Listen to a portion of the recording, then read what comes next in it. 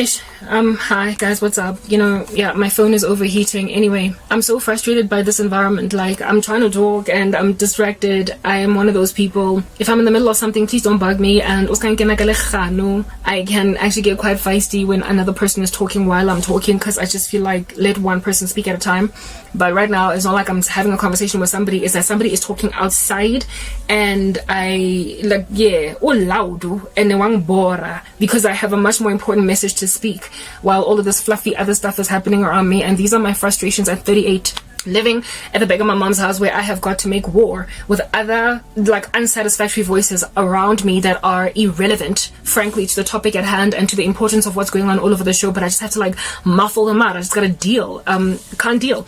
But that situation has been brought on me by the phenomenon that I described in my previous pod, where, please go check it out to gauge your bearings, bosses literally are kicking out of the workforce or significantly reducing the potential for growth for their subordinates, that they might stay uppermost. Goodness gracious, I just thought of another one. I said 8 former bosses, well, now it's come up to 10. The other people were my bosses. They were just older people in the organization that decided to strike me dead, and God just brought another one uppermost to me because he was scared that I would end up a senior manager just like him. My goodness. Anyway, this thing is happening all across corporate South Africa. I am certain of that. I can't speak for all other countries. May the Lord raise up prophets in those lands to highlight this as an issue, if at all it is currently happening in their space. But for certain, it's going on in my country, in South Africa, where it is that it's rotten. There is a putrefaction of the workforce in corporate South Africa, because the only people that are able to get ahead are the ones who are undeserving entirely, and they are deliberately thwarting actual talent in this country. That is why there is currently a skills exodus in South Africa, where people who are truly gifted are leaving because they are feeling inundated by just the sheer volume of work that they have to now supplement other people's work in order to just get stuff done, because of the lackluster quality of the workforce currently. And the reason why the workforce is as lackluster in quality as it is because of a deliberate sabotaging or a thwarting, a prevention of people who are truly gifted from even getting an opportunity in the first place, or once they've been given opportunities, growing in that space. They are actively keeping interview candidates that are the best for the job out of the job, so they don't get to fly around and do so well. Or they are blocking their progress, or they are deliberately downgrading them, as in marking them down in appraisals and stuff like that they might look bad. I had 2 bosses who did that to me, actively sabotaging me in appraisals despite me being their best person in the team, evidenced by even their own trust of me to onboard and induct new staff members that came into the team. And then at appraisal time, you give me basically half. Basically saying she's just making it. She's just breaking even. I had this one boss that made me look like I was just breaking even. Every year on year, I was not improving. I was just breaking even. I was just doing enough when I was her hardest working employee. This is happening in corporate South Africa, and these people are growing in this very unjust gain capacity. I highlighted in my previous series that I was doing Proverbs 1 and what God has to say about unjust gain. These people are walking in it, they're gliding, they feel as if they're skating on it, albeit the ice being incredibly thin, dangerously so. Anyway, whatever. That is the portion of my dream where it is that I was showing you guys the boss guys and the boss ladies that were doing magic tricks on subordinates. Now the next part of the dream, where not the next, it wasn't actually in chronology. If you've listened to the dream, you will know that this was not a part that came next to this, but I'm just going to speak to it since it is similar in its explanation. The portion where the dude brought out the not machine gun but the rifle and shot down a soaring bird. That dude in my organization was not a boss guy. He was not anybody's. He did not have any direct reports. He was a project manager, but MTN was a matrix organization in the sense that you had resources, individual bodies that reported into you on your project, but you were not their direct line manager, right? So to a certain extent, he was in a position of authority because he was a project manager, but he did not have any direct reports on a line level. He did not do any appraisals. He did not set any salaries or give raises or sign leave forms or whatever, but he definitely did have charge over resources in a project that did report to him for that project, just like I was like that too. Program managers also had a similar functionality, at least once they restructured in the organization. Prior to that, they did actually have line reports to them. Anyway, whatever. So the reason why that dude was highlighted was because he was involved in darkness, and he was in particular afflicting of me.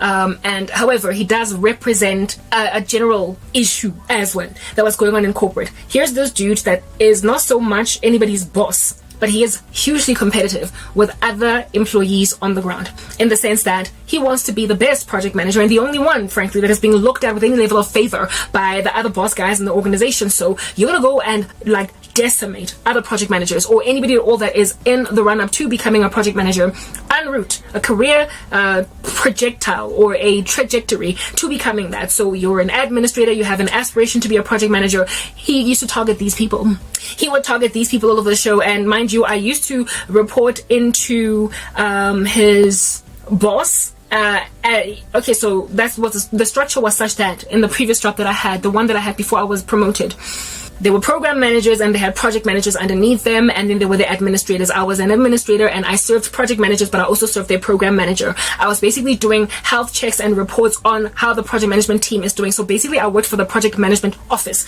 in this capacity. So being one of the project managers that I used to basically check how he's doing on his job, that I might report into his boss, who was my boss, because he was not so much my boss, it was rather his boss that was my boss. He was one of the project managers I couldn't stand. I couldn't stand him because he rarely ever updated his project plan. He rarely ever, if at all, he updated his project plan, did it properly. He rarely ever gave reports on time. He rarely ever gave me what I needed in order to collate it and therefore make it ready and available for the reporting of his boss to his boss. You know, because like the program manager had to report what he had to report into the senior manager, who would then have to report it into the GM. Oh goodness, like hierarchical structures are ridiculous. They needed to flatten those structures. Ultimately they did flatten them a little bit, but it didn't help. It all had to go up, it trickled up, and so my deadlines were dependent on him, not him. I had to get deadlines out that my boss would meet deadlines, and that his boss would meet deadlines, and that his boss would meet deadlines, and ultimately the CEO would meet deadlines. What was up with that hierarchy? There were too many layers. Anyway, whatever. Right? This dude was a bane of my existence. I struggled to get stuff out of him. He was lazy. He was lethargic. He was a sloth, essentially. He was a bad project manager. Thank you very much. He was bad at his job. He did not work. He was one of my most annoying PMs to serve, or rather try and collate information from, because I had to tag behind him like ikundwane, a rat, a rodent, okay, like the tail of a rodent. I remember he always used to say, because I was aspirational to becoming a PM, I ultimately got there, right? And I remember saying to, like, trying to get work from him, sending him emails, bugging him, you know, being a fly all up in his grill, a tick, sort of kind of draining your blood out of him. And one time he said to me, you know, Karabo, one day when you're a project manager, since you want to become one, you're gonna understand why I can't get these things done on time. I have other things to do. I've got stakeholder engagements to engage in, to you know, do, and I've got to basically be more available for my projects and focus on all this admin that you want me to do. He would always say that to not just me, but all the other administrators that wanted to become PMs, that would be all up in his neck like a tsetse fly. He'd be like, you guys will one day see that once you finally become PMs, that all this admin is taxing to us, and really and truly, frankly, we are doing our jobs. You just don't get to see it because it's not always on paper. And for me, my go around his argument was that if at all this girl on the corner and that dude can get me the reports that I need on time, and you're not doing it, it appears that those dudes are soaring and they're doing their job in a way that you're just failing, you're struggling. So maybe you should quit your job, because you imagine that your tasks as a project manager are not important. Certain of them are not important in comparison to others, while others just happen to manage to get them right. So you're worse than other people. You are not the best PM. You are substandard in comparison to other project managers who don't give me as much grief as you. Anyway, that was the thought process. I didn't really put it out there. I didn't communicate and make it clear that that's how I felt about him. But he was annoying. He was a bane of my existence. He was among the people that once I finally got promoted to project management, I was like, finally I don't got to deal with that dude. Finally, I don't have to deal with him anymore. Okay? He sucked at what he did. Very well. Now that you know the character, general suite of that Oki and work ethic, now that you understand his work ethic, understand therefore why the Lord used him in my dream. Not only did he come up against me, but he likely was doing that to a lot of people, but he's also a little bit of a theme. He's also an archetype. Thank you. That's the word that I wanted to use. He is an archetype to describe just certain types of employees in corporate that are wreaking havoc in the futures of everybody else. They are lazy, they are slothful, and so they want to drag everybody down the mud with them. They obviously suck at what they do. They are a bane to the existence of their bosses, and they want everybody else to just hover around mediocre, if not substandard, and therefore they deliberately thwart the careers of other people. So if they observe somebody that is soaring like a bird, if they see somebody else that is just killing it in what they do, they bring them low. This dude had this pitch black rifle shotgun that he brought out, and he shot a bird that was soaring in the organization, in the brick and mortar structure that is the company. It was flying, and he brought out a gun and he just like poof, shot it down. So basically what God was showing me was that employees like that dude, I had so many other dreams about this guy and his witchcraft, right? He was a little bit of a pervert too, so he was always trying to get into the skirts of women, and he put witchcraft on me to try and get me in that capacity. I was not interested. I was a Christian, and on top of that, I always found him kind of perverted, so I was avoidant of him. He not only put that kind of sorcery on me, but he also put a career spell on me. He hurt me in the worst way, this guy, but I wasn't the only one. I wasn't his only victim. God used him to basically highlight to me that over and above the fact that bosses are thwarting the careers of subordinates, there are employees and organizations that don't even have direct line reports that are nonetheless bewitching anyone they can insofar as they are excellent in what they do. They are soaring like a bird. They're flying. They're getting noticed. They're getting recognized. They're getting seen. Indeed, just in the same way that if a bird was flying in your house, or if it was flying in your big chunky building, ain't nobody gonna ignore it. Everybody's gonna stop doing what they're doing to look at it. So those very people that are basically bringing eyes to themselves because of how excellent they are performing, excellently they are performing, those are the targets for these random lazy slothful buffoons who also know witchcraft. They've got rifles, they've got shotguns, they have got pistols, they've got whatever it is that is in their pockets, and they are actively shooting down stars in companies. They're shooting down people who are flying, soaring. They're good at what they do, and they are bringing them down.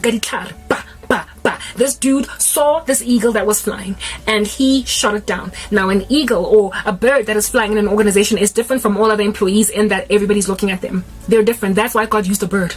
It is basically the top 1 or 2% of performers in an organization, like kids or whatever. It might even be middle management, upper middle management, anyone at all in a company, in a call center, whatever, that is the number one kid or the number one project manager or the number one program manager, the number one product manager, the number one business analyst. Those unfortunate souls are also being shot down with no discretion by certain employees in corporate, where they can see that the CEO is looking at that girl, or they can see that the GM likes that dude better than the other one, and they just shoot them dead from a distance. You don't gotta know them. You just gotta find them on top 10 lists. You just gotta find them at awards ceremonies. You just gotta find them being spoken about well by a team of stakeholders that is in your meeting where that person is not at. You just gotta hear a good report about them to bring them low. Birds soaring and companies are being brought low. What happens when you get rid of your best stuff? Your company's performance in totality shrinks, okay? You start to bottom out. You start to flatline. You start to become mediocre as a concern. As a company, there are no longer pioneering ideas, and there's also no workforce on the ground that is